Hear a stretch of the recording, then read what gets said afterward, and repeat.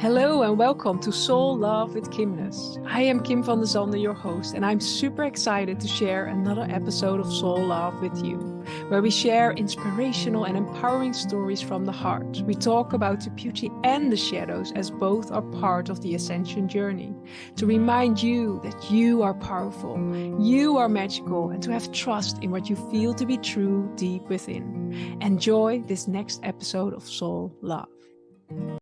Before we start the next Soul Love conversation, I want to invite you to check out my amazing book, Activating the Flower of Love, a sacred guide for manifesting your deepest desires and highest calling. This sacred book, filled with powerful tools and activations, will guide you to open your heart to the beauty and wisdom within you, empowering you to create the life you deeply desire from the foundation of love. You can find Activating the Flower of Love in all the major online and offline bookstores in ebook or paperback, or you can check it out through my website, kimness.nl, where you can also discover the different ways of working with me and the latest updates on new starting programs. Enjoy this next episode of Soul Love. Welcome everyone to a new episode of Soul Love, and today I have the honor and I'm excited to share a sacred conversation with Kate King, and I welcome you within this sacred space. Thank you very much. I'm happy to be here with you. Excited for our conversation. Me too, and I really love what you already radiated out, but you share a lot about your radiant life. And I'm curious, as this podcast most of the time, of what activated us on this path where you now have your book and these beautiful teachings where you get to guide others. But what sparked you to become on this path and to step into this radiance and into the message you are sharing? Well, this path has been kind of a long, winding path for many decades. And the most recent leg of it is the Radiant Life Project, which actually was activated by a period of really, really deep burnout and suffering. Part of that was the COVID-19 pandemic, and part of it was just getting myself so burned out by having a clinical therapy practice for too long without enough balance and enough self-care. So I took a 5-month sabbatical from my practice after the heat of the COVID pandemic and did a ton of self-reflection and really was asking myself what wasn't working and why did I feel like I was burning so low and I was really lacking that glow. And the word radiance came to me sort of in a meditation in a moment where I was seeking, what is it that I need more of? And the Radiant Life Project kind of dropped into my consciousness. And I then was able to build a path towards creating that and teaching from the experience of not just having the theory and practice of my psychotherapy training, but also having the life experience of being a human being who meandered into this sort of dark territory that didn't feel healthy and didn't really feel safe for my nervous system.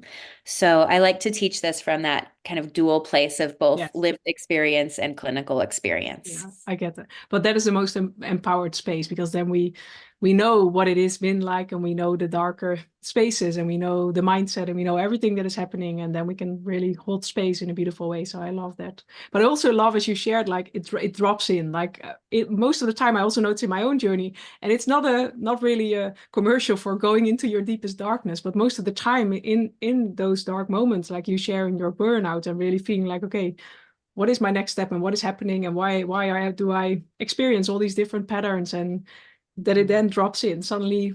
In some way we just release resistance, and suddenly we can hear the whispers of our soul again. Or I don't know how that was for you, but sometimes it's just in that moment somehow we let go, where before we're still holding on to, okay, it needs to look like this, or I need to move on because I have all these roles and I have all these responsibilities and all these Yeah, I think there's a lot of wisdom to that. Our mind and our ego self kind of gets in the way sometimes of our connection to something larger that can guide and inform us if we allow it to. And sometimes it's not until we get to that pain point of having to just surrender. People get to rock bottom. People feel like, they get to this point where they're so sick of their own story, or they're so sick of feeling badly that they just give it up to something else. And at that point, I think you realize that this other force of guidance has been there all along. It's like right in front of your face, but you can't see it because you're looking through the lens of the ego and through this hustle culture that we're all part of and all the narratives that we live inside of. And it's really amazing actually to see that all the time this guidance is right there. And we just have to remember, like, put a sticky note on your Yes. fridge to remind you every day. You just sometimes have to trust that process. Yeah, it's really because sometimes it's like if we ask for directions, maybe on the street for we need to go somewhere, we listen. But if we ask directions to the universe or our soul, and it comes maybe in a form we do not like or we find very uncomfortable because we need to grow or stretch out of our comfort zones, we most of the time just say, okay, no. But it has been there. It's around us in very subtle messages sometimes. But I think I don't know how that was for your journey, but sometimes also like a belief I had within myself that change or like the magic that needs to be something so big or so profound or so difficult. And what I noticed in my own journey that the most profound shifts or the most profound teachings were very simple, were very like they're pure basic. Like it's not that we need to learn 100-step plan or it's like coming back to just our natural being or yeah. I agree. I think I have an affirmation that I say to myself sometimes. I just say, let it be easy. Yes. Because usually I'm the one who's making it Yeah. hard or putting Yeah. barriers in place. And if I can access that place of ease and flow, even if I don't know where I'm headed, if it's just a practice of surrender and trust, just let it be easy and let it be simple. I find that that works most of the time because you're right, it is very simple and we are the ones who complicate it for Mhm. ourselves and add those layers of stress on top of what Yes. could actually just be a very simple process. Yeah, I love that. Yeah. And it's really let it be easy. Yeah. But Mm. that is again also coming back to loving ourselves enough that it can be easy or and it's letting go of all these layers. And as you went on this journey of becoming the embodiment of this radiant life, what patterns have you noticed within yourself that created this huge shift in like, okay, that you came out of the past and that you're now not doing, but what were significant patterns that came up in that process or Probably the biggest thing I've changed is I don't say yes to things that I don't want to say yes to anymore. yes. And it seems like a simple thing, right? Just to say Yeah. no when something is a no, but we're really conditioned not to do Mhm. that. And there's all kinds of motivations at play. Like I just had an experience recently with a professional connection that could have opened a lot of doors for me and been Mhm. really helpful and impactful. But this connection would have required so much self-abandonment and such a lack of integrity that I had to say no to it. Yes. And that is something I may not have done before I stepped into this Radiant Life project. I might have gone along with something that was really self-abandoning for this sort of horizon that I was headed toward, the thing I thought I wanted or that was socially accepted or professionally expected of me. So now Mhm. I say no a lot more. And I notice inside of my body another pattern as I listen to my body now more than my mind sometimes, where I think if I have this mind body conflict, it sounds and it seems like a good idea, but I have a clenching in my stomach or my heart rate is kind of fluttering. I'll listen to that and I'll hear the no of the body because eventually, if I say yes to something that's a no, Yes. eventually I'm going to have to back out of it or dig myself out of that hole. So I find it just much more efficient to say no from the get-go and to not enter into something that I will later regret. Yeah. I think that's a very, very powerful one. And for me, that's also a significant one to really follow my sacred yeses. And also, just when I think everyone tuning in as well, just look back at moments where you said yes, although your body or your gut feeling or whatever way it comes for you said no. But maybe the mind thought it was a beautiful story. But in the end, it's indeed. And in essence, we learn something. And sometimes it's also like, as you shared before, sometimes there's also a pattern. We at one point really need to feel like, okay, I'm done with this. And sometimes there's still something to learn, or we're not really yet done. And that's also okay because it's not judging the whole journey. But I really love as you shared that because there's so much power in our sacred no as well. Because then it's like I have had the same with saying no to certain projects. But in the moment I did that, the moment I chose myself, beautiful new things opened up that were more aligned. But if I said yes to that, still life goes on in beautiful ways, and we get activations and we get invitations in new ways, but it's like really honoring. It's almost like it happens more quickly then, or it's almost like, okay, we're then in the flow of life instead of, okay, taking a detour. And the detours are also beautiful, but it's there's Yeah. such a I love that. There's such a profound truth, but also to teach our children, like, to follow their sacred yeses, because I see them going into my young girls as well, going into the school system, and what the teachers say is truth. And I always share with them, listen to your heart. It doesn't mean if they're an adult that they are sharing the truth, like, you know it within yourself. And okay, sometimes there are certain things you need to do to learn for the lessons and all of that, but it's really honoring ourselves, and again, our nature and the messages of our body and of our, so I think that's really beautiful. Yeah. Yeah. And I think we live in cultures that reinforce what we should do and who we Yeah. should be. And we're not always taught to listen to our sacred yes or our sacred no, or to even know the difference, because Mm. we're taught to relate to other people from the outside in, where we're building our sense of identity based on how we're perceived and what kind of reactions we're getting from people. And I think the new paradigm is building connection and attunement from the inside out, where if you attune to yourself first, your own needs, your own desires, what drives you, what feels inspiring and lights you up, that emanates beyond yourself, which is the radiant process that from the inside out process, that's how we impact change in the world. As parents, we're modeling. As friends and family members, we're constantly sharing our experiences energetically with each other. And I think that's how we learn non-verbally, and how we Mm. can switch some of these huge cultural mindsets Yeah. upside down into a way where children do learn sacred yes Yeah. from, preschool or kindergarten, and then they don't have to relearn it as an adult when they've found out they've self-abandoned for decades. Yeah, imagine how we all turned out in a way if we learned that early on. I think, yeah, but it's also beautiful because through the lessons we also get there. But it's really honoring this journey and honoring our path. And I really find it beautiful as you share that, because there's so much wisdom in that, and there's so much empowerment. And it's also letting go that it's selfish, or that it's like, because when you are more energized and when you take good care of yourself, you also have more to give to others. And it's really, I love as you shared this energetic blueprint, because like our beingness, that is the example. It's not again in knowing the teachings and knowing by word, reading 100 books. No, it's in like in our body, in our vessel, in what we do in everyday life, that we get to inspire others. I really love that. And I think radiant love, because the radiance, it is from within, and that attracts. So also if you look at the love manifestation, all of that, like, it attracts beautiful things, but it starts within ourselves instead of first outside. And then, yeah, but that's a whole different perspective from, like, Yeah, before was working from the outside in, but now it's working from the inside out to create the such a, absolutely. yeah. That's why it feels uncomfortable at first when Yes. people start to do this work, is it's stepping out of this old paradigm and into something that feels really new and different. And oftentimes our nervous systems relate to something that feels new and different as sort of scary or unsafe, Yeah. but that's only because it's unfamiliar.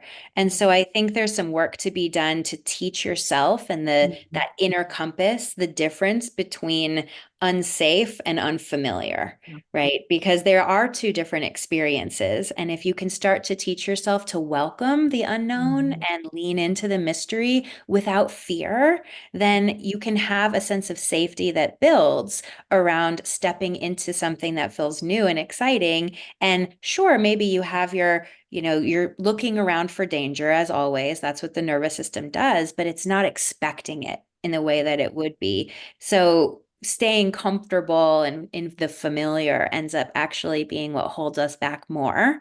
But Yeah. we have to teach ourselves that in an intrinsic way, so that from the inside out, we feel courageous enough to do the hard things and to step into paradigms that feel completely upside down and opposite from what we've known before.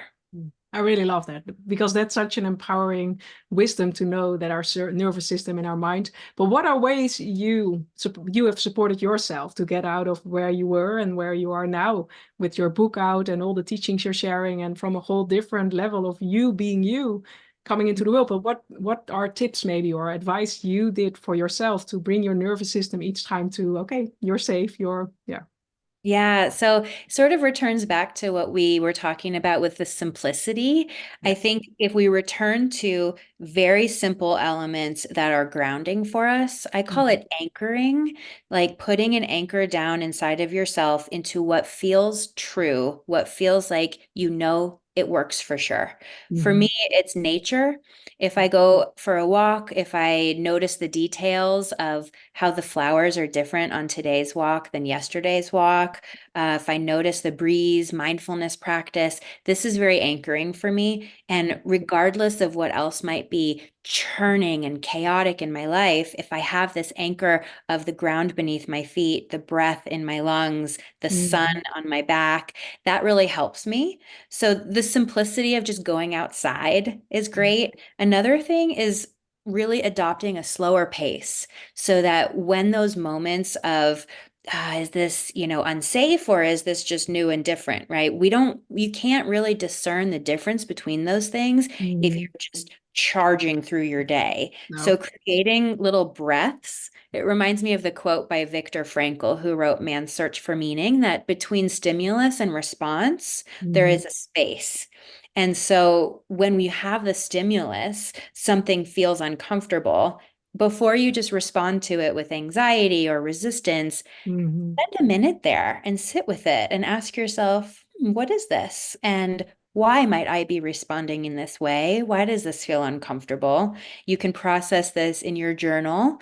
Mhm. I'm also an art therapist, and so I process a lot of things through art. And Yeah. it doesn't have to be creating a masterpiece. Sometimes just picking up a color that resonates with the emotion I'm feeling and exploring, how does it feel to create a smooth line or a jagged line? Mhm. How does it feel to use my fingers and blur this and, use Yeah. chalk?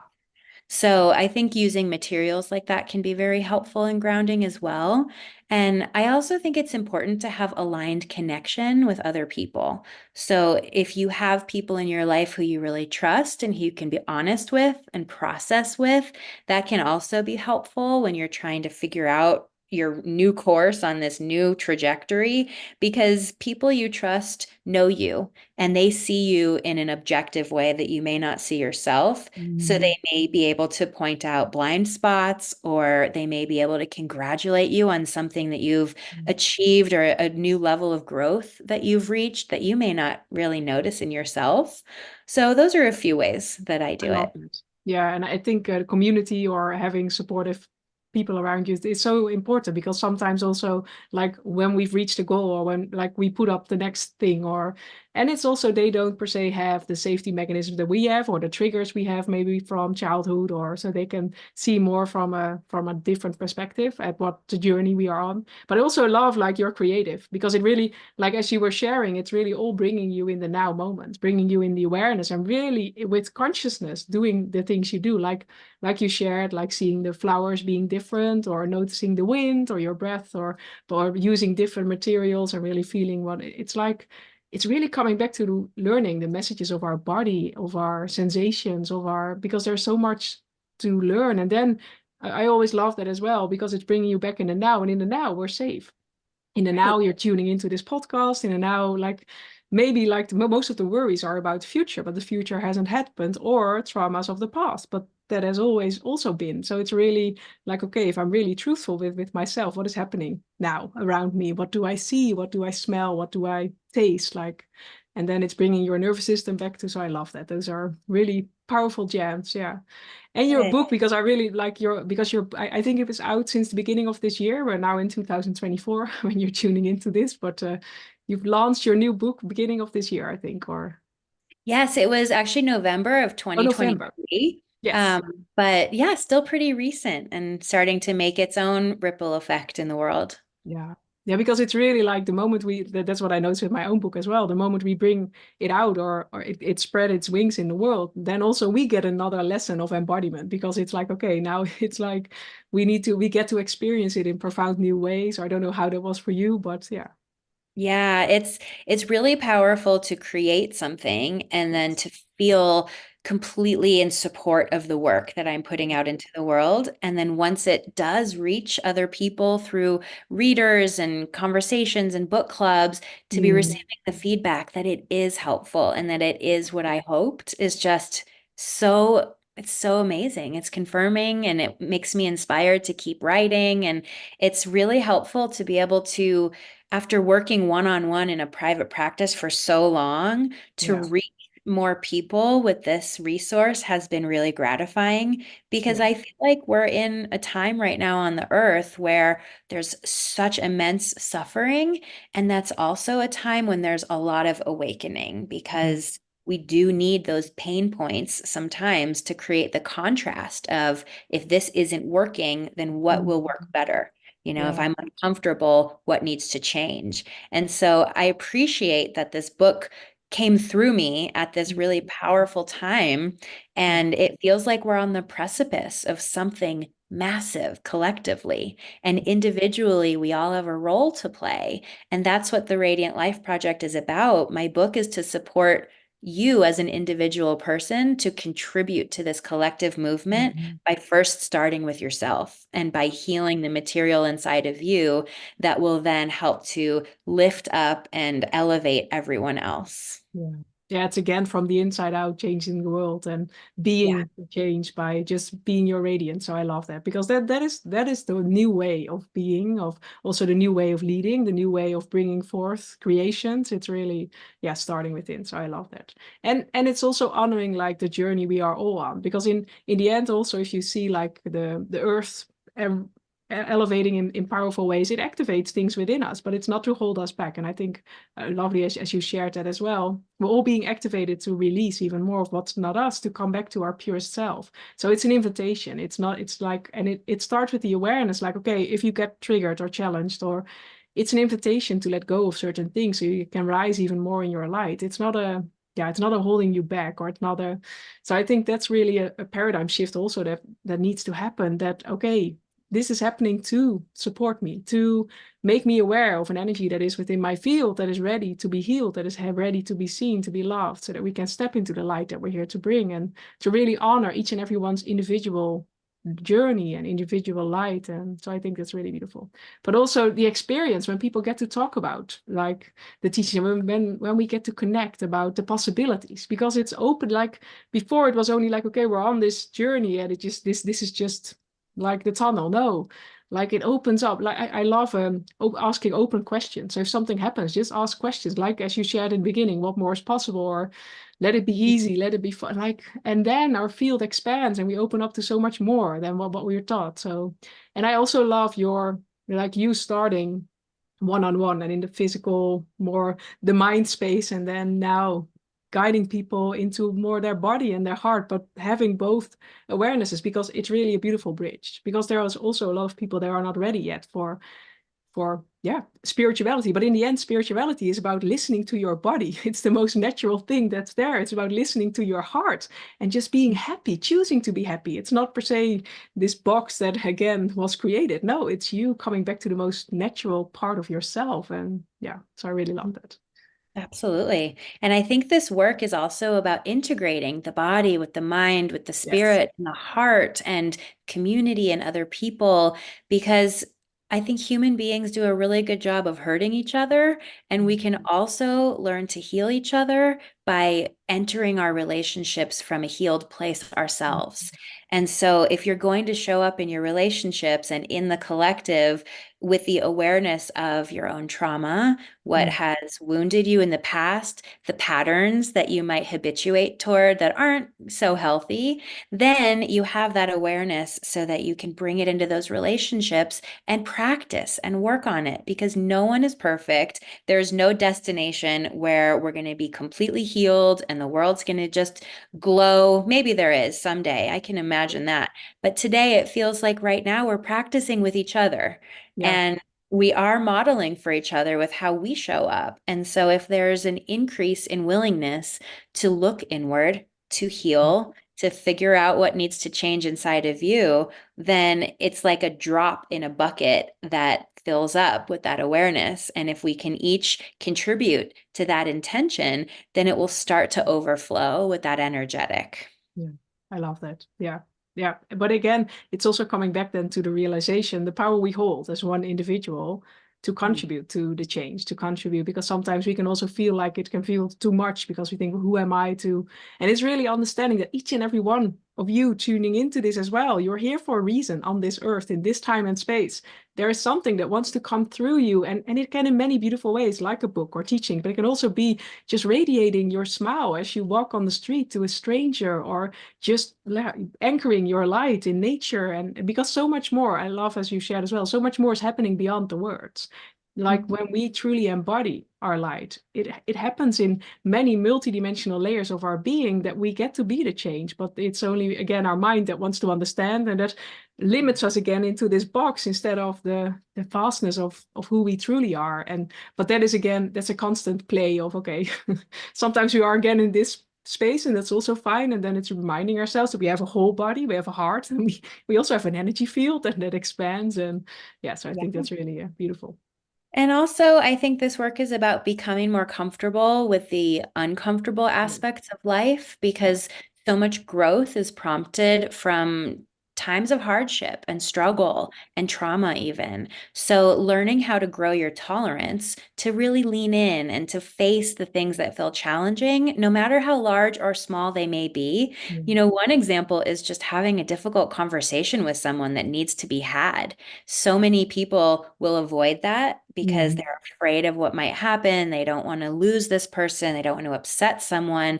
But that's an everyday example of a small way that you can grow your tolerance for discomfort by just addressing what's true. And the more you practice that, you strengthen that neural pathway like a muscle, and you become more able to be with the discomfort of everyday life. And then if something very challenging happens in your life, if you get a terminal diagnosis, or if the globe has a whole pandemic like we did, you have the capability and the knowledge within yourself that you can face it, because you can do hard things. And in fact, that's where seeds are planted for new growth. And so I think that this is brave work in that sense, that it challenges people to really learn that the discomfort is our friend. It's not something to run away from. It's something to lean into, and we can lean into it together. We have each other, and we don't have to do everything alone. We can ask for help along the way. Yeah, I love that. And that's really, it's really powerful. And it is, I know it's in my own journey as well. As I embody more love, I also become more resilient. Where things, some certain things that would have happened in my life now would have happened 10 years ago. It would have, so it's also really honoring this space as we love ourselves more and we embody more love and we come to this place. It really makes us resilient. And then, like, it also supports us to really go within for the answers. Because before it was like, okay, the truth is there, or it is within. But now it's going within and honoring our body, our sacred yeses and our sacred no's, and also understanding that it truly is like when our life is okay and we enjoy every moment, there's also almost no need to grow because we're in this space. So sometimes life also gives us these triggers or these challenging moments to feel like, okay, I need something different, and that's an invitation for growth. But because it's also honoring these waves or these cycles where we have moments where everything's just beautifully, well, great, enjoy that. But there will also be a moment where our soul says, okay, I'm ready for this next growth spurt. I'm ready to learn something new or to experience something new. And I think what I love and what you share as well, it's riding the waves. It's not like life is not one consistent. And if we would only experience bliss, we would also don't know. Like it is true experiencing both. And sometimes that's challenging, but that we truly get to grow it, that we truly get to feel that we're alive. And yes, the resilience is in that we get to switch more quickly instead of when something terrible happens, we're off for a month or a year, or now maybe in a couple of hours, or maybe in minutes, we're able to recenter ourselves and to come back to this inner peace. And that is power, because then it is within ourselves and it's not. But what I love as well is you shared like these grounding techniques. It's always around you.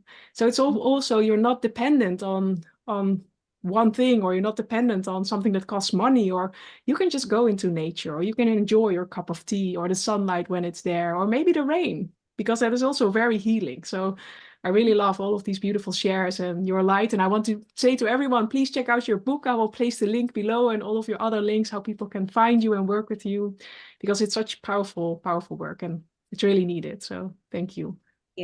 Thank you so much. I appreciate that. And I was wondering if there was one last advice or tip or something you want to share with everyone. What would it be? I think I would just encourage people to start with whatever they have, wherever they're willing to begin. Sometimes it's difficult to begin this path of healing and growth and awakening because it feels overwhelming and it feels like there's so much work to be done. And I would just encourage you to just focus on your feet and put one foot in front of the other. Just start in a way that feels accessible. If you're picking up my book, just start on the first page. And you don't have to put pressure on yourself to do all of it at any time frame or in any way, but just be with yourself on this first step and take that first step. Yeah, I love that. Yes, take that first step. I think that's such a beautiful message. We sometimes put our goals so make them so big that we never reach them. So one step at a time, and then yes, compassion and love. So thank you for sharing your light and for being here. I really love your energy, and everyone tuning in, thank you for being you and for tuning in. And I'm really looking forward to seeing you in the next Soul Love podcast. So for now, much love. Bye. Thank you for joining this episode of Soul Love. If you want to find out more about what we do, you can find it below. And I'll see you in the next episode. Much love.